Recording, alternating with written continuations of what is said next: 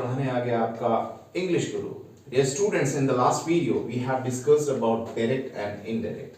We have talked about the basic information about direct and indirect. We talked about what are the main important things to make the sentences from direct to indirect, and we also talked what are the things you have to keep in your mind. आपको कौन कौन सी चीजें अपने दिमाग में रखनी है direct से इनडायरेक्ट बनाने के लिए, और उसमें मैंने आपको सम फॉर्मूला के बारे में बताया था, मैंने आपको first person, second person, third person के बारे में बताया था, मैंने आपको कुछ बेसिक टर्म्स दिए थे। अगर आपने वो वीडियो नहीं देखा तो पहले उसको देख लीजिए, फिर ही आपको वीडियो समझ में आने वाला है। Today I am here to have some sentences with me, और हम कुछ प्रैक्टिस करेंगे और डायरेक्ट से इनडायरेक्ट बनाने के लिए कुछ कुछ सेंटेंसेस पे काम भी करेंगे, ठीक है। So I think you all are ready. Like sentence is he says I am going to school. He says I'm going to school. Before taking the explanation of this sentence, I must tell you here कि ICSE students जितने भी हैं उसमें class 6 के form से मैं start कर रहा हूँ और उनके सिलेबस से सेंटेंसेस ले रहा हूँ ताकि you people can prepare all these things at your home for the purpose of examination. आप वहाँ के लिए भी तैयारी कर सकते हैं, बट ऑलवेज रिमेंबर कि knowledge is important for all. 6th 7th 8th 9th 10th 11th 12th सभी स्टूडेंट्स के लिए, या उसके बाहर के जो भी स्टूडेंट्स होंगे उनके लिए भी वीडियोस, ये सारा नॉलेज बेनिफिशियल रहेगा, सबके लिए इंपॉर्टेंट रहेगा। तो आप फोकस होकर के पढ़िए, क्योंकि मैं आपको जो सिलेबस प्रिपेयर कराऊंगा वो एक दिन के लिए 2 दिन के लिए नहीं, आप लाइफ टाइम डायरेक्ट इनडायरेक्ट में जितनी भी मास्टरी करना चाहते हैं, जितनी भी स्टडी करना चाहते हैं, उन सभी के लिए रहेगी। तो जैसे मैंने सेंटेंस यहाँ पे लिखा, he says I am going to school. I told you in the last video कि ये आपका एक पार्ट होता है और ये दूसरा पार्ट है, यानी कि रिपोर्टेड स्पीच है, वो रिपोर्टेड वर्ब है। आप जब सेंटेंस को डायरेक्ट से इनडायरेक्ट बनाओगे तो ही सेज को as it is he says ही लिखा जाएगा, ओके। क्योंकि मैंने आपको बताया था कि ही सेज के बाद ऐसा नहीं लिखा है कि ही सेज टू मी, वहां ऑब्जेक्ट नहीं है, there is no object in the direct form. तो इसीलिए ही टेल्स मी ऐसा नहीं लिख रहे हैं हम, और डायरेक्ट उसको लिख रहे हैं he says. Conjunction that, I told you कि आप कंजंक्शन दैट का इस्तेमाल करेंगे। ही सेज दैट, ये कंजंक्शन दैट इसीलिए आया क्योंकि यहाँ पर ये इन्वर्टेड कॉमा स्टार्ट हो रहा है, इसको रिप्लेस करने के लिए हमने कंजंक्शन दैट लगाया है। Now the second thing is here, now the subject I. I is the first person, ये पहली वीडियो में डिस्कस कर चुके हैं कि I is the first person, and first person always replace by subject, यानी कि ये हमारे पास सब्जेक्ट है, ये फर्स्ट पर्सन है आई, तो ये सब्जेक्ट ही से रिप्लेस होगा क्योंकि ही यहाँ पर सब्जेक्ट है, ठीक है। तो first person replace by this, first person will be replace by this subject, तो ये सब्जेक्ट इस आई की जगह लिखा जाएगा, यानी कि यहाँ आएगा ही, आई रिप्लेस हो जाएगा ही से, ठीक। इसके बाद मैंने आपको डिस्कस किया था, I also talk about this thing कि आपको very important thing is that you have to know this thing also, what the tense you have in the sentence. आपके सेंटेंस में कौन सा टेंस लिखा हुआ है, just like he says, so says indicate that this is present tense, ठीक है। और प्रेजेंट टेंस में जो हेल्पिंग वर्ब हमारे पास होती है वो होती है इज एंड आर, ठीक, and it is totally depending on the subject what helping verb you will use, ठीक। तो हमारे पास यहाँ पर सब्जेक्ट आया ही, सो ही के साथ ऑब्वियसली हम इज को यूज करेंगे, जैसा आई के साथ यहाँ एम लिखा हुआ है, तो हमने प्रेजेंट टेंस में वर्ब लगाना, so he is then going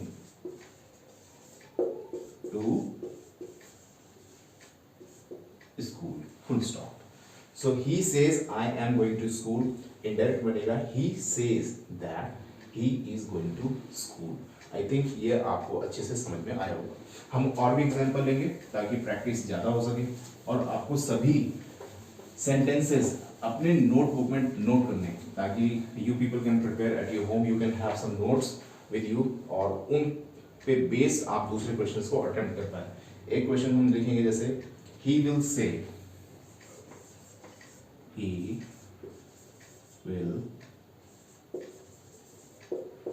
say I am studying. I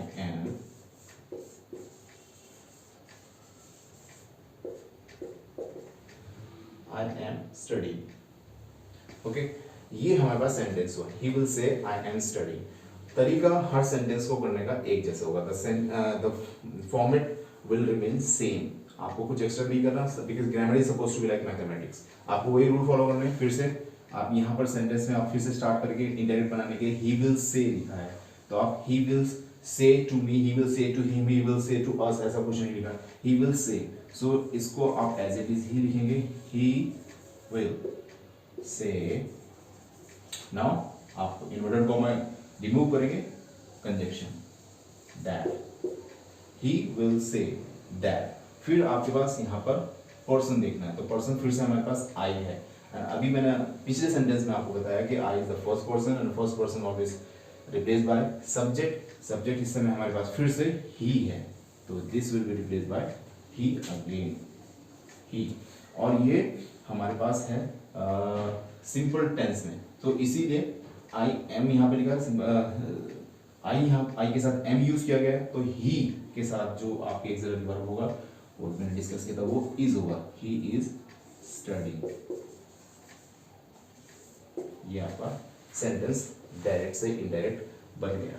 इसके अलावा भी और हम सेंटेंसेस लेंगे प्रैक्टिस के लिए. Next sentence, he said I played football.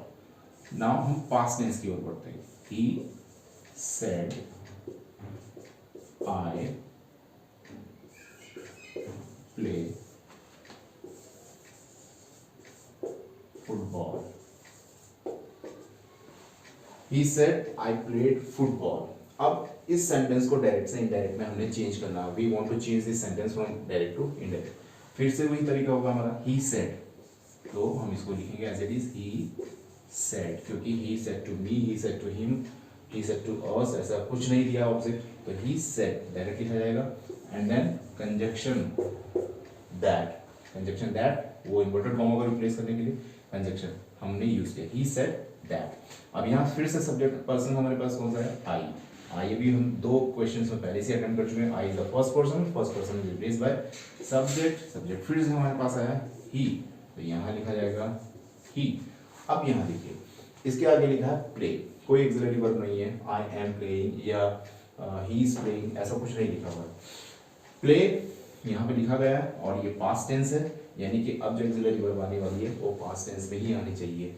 So he I play को हम लिखेंगे he played. PLAYED. He played football. ये sentence. So he said that he played football. This will be the form of the sentence. This is. आप एक एक sentence को अपनी notebook में नोट करेंगे, because you people can then have so many sentences in your notebook, and then you can understand. Actually, this is the subject of practice. If you are practicing regularly, then you can understand easily कि तो what the thing is going on actually. आप एक ये दो sentence से grammar can not understand. सो आपको हर sentence को लेना होगा ताकि आपके नॉलेज बिल्कुल क्लियर हो. एक अलग से सेंटेंस लेंगे, जैसे he said I wrote a letter. He said I wrote letter. He said I wrote a letter.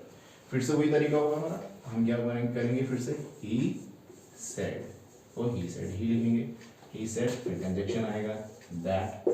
फिर से पर्सन क्या है हमारे पास? I is the first person changed by subject he, तो यहाँ लिखा जाएगा he, तो he. अब इसके बाद आपने जो फॉर्म लगाना है वो देखना है कि ये ऑलरेडी यहाँ पास्ट टेंस में है, ठीक है, और ये भी पास्ट टेंस में है. सो पास्ट टेंस में ऑलरेडी रोट लिखा हुआ है, तो आपने ही के साथ हैड इस्तेमाल करना होगा, क्योंकि सेंटेंस आपका पास्ट फॉर्म में लिखा गया है. He had. और ये आप सभी जानते हैं, जब कभी भी हैज, हैड, ये हैड का इस्तेमाल किया जाता है तो आप हमेशा वर्ब की थर्ड फॉर्म इस्तेमाल करते हैं. Had will become wrote will become written. Written a letter. Always remember, जब भी ग्रामर में आपके पास has, have और had, मैं इनको अपनी लैंग्वेज में बोलता हूँ three ghost. Whenever you find out these three ghosts in the grammar, has, have और had, तो इसके बाद हमेशा वर्ब का थर्ड फॉर्म लगाया जाता है. बट शर्त ये है कि has के बाद बीन ना लगा हो, have के बाद बीन ना लगा हो, या had के बाद भी बीन ना लगा हो. अगर ऐसा हो तो आप वर्ब का फर्स्ट फॉर्म लगाते हैं एंड उसमें ing भी ऐड करते हैं. वो प्रेजेंट परफेक्ट कॉन्टिन्यूस या पास्ट परफेक्ट कॉन्टिन्यूस की कैटेगरी में आ जाता है. But simple thing is that has, have and had always having third form of the verb. एक ही सेंटेंस क्लास 6 के स्टूडेंट्स के लिए बहुत ही अच्छा रहेगा और 7th 8th 9th 10th सभी के लिए, क्योंकि ये सब बेसिक में ही आता है. इसके बाद एक सेंटेंस लिखेंगे हम. चलिए मैं खुद से एक सेंटेंस बनाता हूँ. जैसे she said to me, you are a good person. He said to me, you are a good person. मैंने अभी थोड़ा सब्जेक्ट चेंज किया because always we were having the first person there. अभी सेंटेंस की category change की. she said to me, this is here. अभी इससे पहले जो हमने सेंटेंसेस किए थे, these were supposed to be like कि she said, he said, you said, उसके आगे ऑब्जेक्ट नहीं दिया हुआ था. अभी हमारे पास ऑब्जेक्ट है. she said to me, अभी to me भी ऐड किया है. सो ऑलवेज रिमेंबर, जब भी ऐसी बात होगी सेट के बाद to me, to him, to her, to us, इस तरह की कैटेगरी लिखी होगी, तो सेट को आप हमेशा टोल्ड में चेंज करेंगे. ठीक है, इसको टोल्ड में चेंज कर दिया जाएगा. जैसे आप यहां लिखेंगे शी टोल्ड मी. ठीक, शी टोल्ड टू मी ऐसा नहीं लिखा जाएगा, शी टोल्ड मी. अभी मॉडर्न इंग्लिश में ये भी देखने के लिए मिल रहा है कि शी सेड टू मी को as it is she said to me ही लिखा जा रहा है, वो भी करेक्ट माना जा रहा है. बट शी टोल्ड मी ऐसा लिखा जाता है, ये बिल्कुल करेक्ट है. She told me, conjunction that. इसके बाद आप देखिए person, this is you and I taught you yesterday or day before yesterday कि you is the second person and second person always changed by object, यानी कि ये object से change किया जाएगा. अभी she said to me, me हमारे पास यहाँ ऑब्जेक्ट है, so you will be replaced by me. अब देखिए you me से रिप्लेस किया जाएगा तो me तो ऑब्जेक्ट हुआ, हमने यहाँ सब्जेक्ट लिखना है. तो me किस पर्सन का ऑब्जेक्ट होता है, तो me मीन्स मुझे. आपने आइडिया लगाना है सेंस में, me मीन्स मुझे. मुझे के लिए सब्जेक्ट क्या आएगा, आई. तो यू जब रिप्लेस किया जाएगा ऑब्जेक्ट मी से, तो उसका सब्जेक्ट क्या बनेगा, आई. ठीक है, फिर आपने देखना है कि टेंस पास्ट टेंस है, यू के साथ आर लिखा है, तो आपने पास्ट में लिखना है. तो I was a good person. ठीक, एक कैटेगरी. तो she told me that I was a good person, ये एक कैटेगरी सेंटेंस की.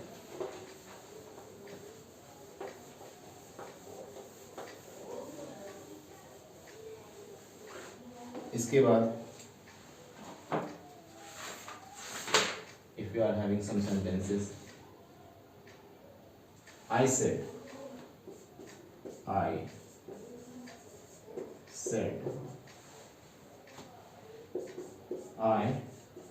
won the camp.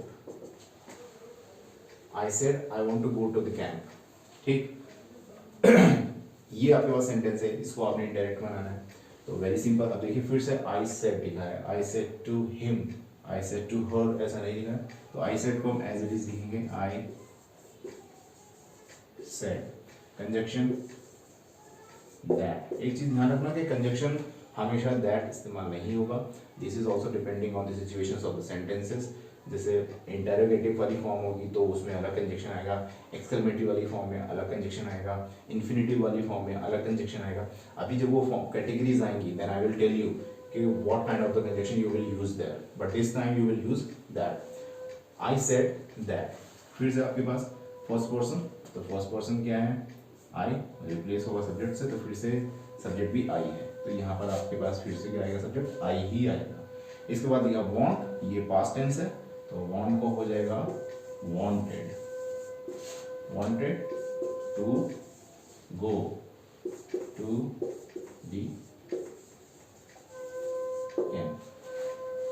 I said that I wanted to go to the camp.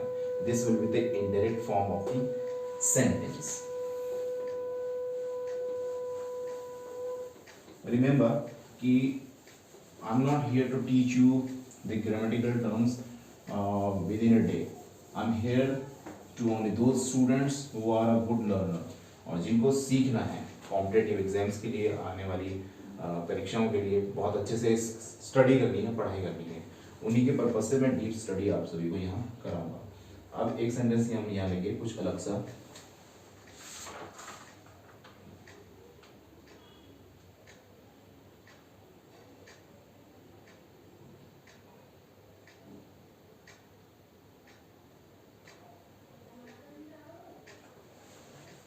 चलिए एग्जाम्पल इसी के जैसे, she said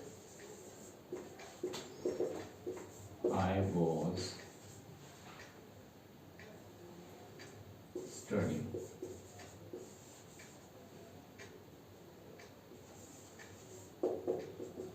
She said I was studying.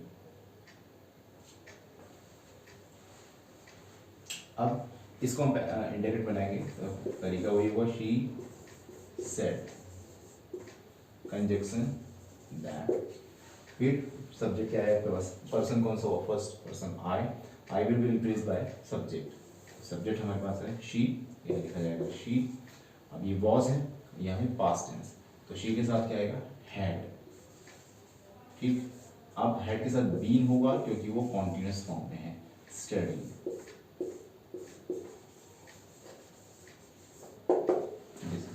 she said that she had been studying. So these were some exercises. So मैंने आपको कुछ practice कराई कुछ questions के साथ, और आपने जो डाउट्स हैं वो मुझे पूछने हैं कमेंट्स में, और इन सभी के नोट्स बनाने हैं, और आपने प्रिपरेशंस घर पे भी करनी है, एक्सरसाइज खुद से भी निकालनी है, ताकि आप प्रैक्टिस कर सके कि how you people are understanding and taking the lectures seriously, and I will definitely help you. Thanks for watching this video, and have a good day. Take care. Bye bye.